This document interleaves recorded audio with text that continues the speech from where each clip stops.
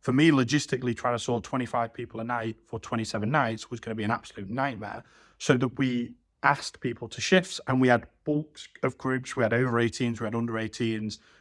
Deep down in the back end, we also had good workers, bad workers, and we asked different people at different times a week to work, and then kind of you used the best workers first, and then if all the shifts went, you didn't need any more, that'd be fine, and then we split it up as we went. So we used a rota tool to get staff to apply for the shifts.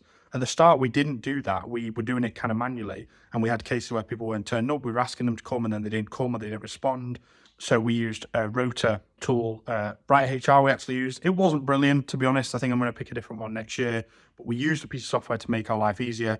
And it also meant that all the hours were tracked as they went through the event. We were able to log start and end times, which meant paying people at the end of the event and running them through payroll was a lot easier because all that was all tracked, rather than having to have, a complex system that we went back through and sorted. It did save time by having things in the system beforehand.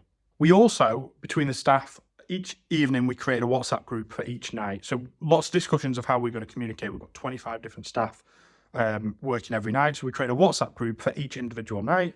Each night we put the rota and the shift and what you were doing and what your start time was and what your end time was. And we use that WhatsApp to communicate amongst the staff.